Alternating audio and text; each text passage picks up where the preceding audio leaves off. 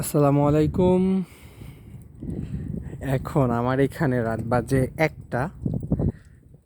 Job করে বাসায় যাচ্ছি।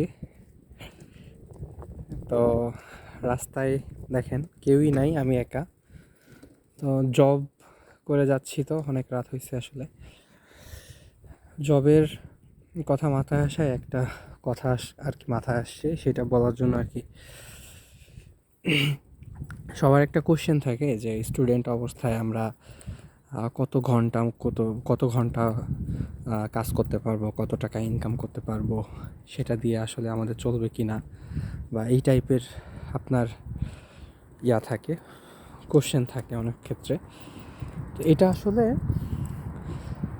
আমরা জাপানের রুলস হলো গাইকোকুজিন, মানে বিদেশিদের জন্য স্টুডেন্ট হিসাবে আপনি 28 ঘন্টা জব করতে পারবেন এক সপ্তাহে।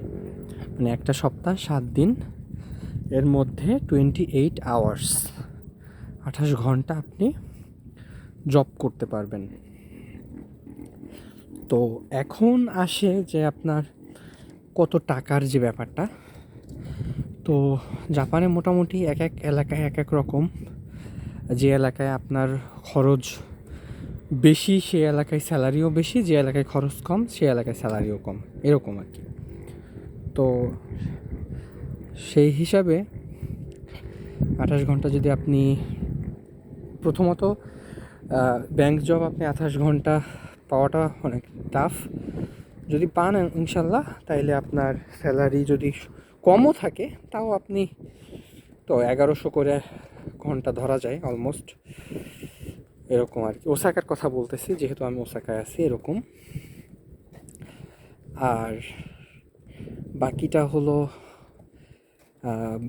ডিপেন্ড করে আপনি কোথায় আছেন এবং কোথায় জব করতেছেন। এমন কি আছে 1700 টাকা ঘন্টা পাওয়া যাবে, এমন জবও আছে, হ্যাঁ। কিন্তু ওই যে কষ্ট বেশি কম বা এই টাইপের তো আরও যদি কোনো কোশ্চেন থাকে জানাবেন, আরও ডিটেলসে বলার চেষ্টা করব। আজকের ছোট একটা ভিডিও, এই জন্য বেশি কিছু জানাইলাম না। যদি কোনো আরও কোশ্চেন থাকে, আরও কিছু বললেন কমেন্টে, বাকিটা বলার চেষ্টা করবো ইনশাআল্লাহ।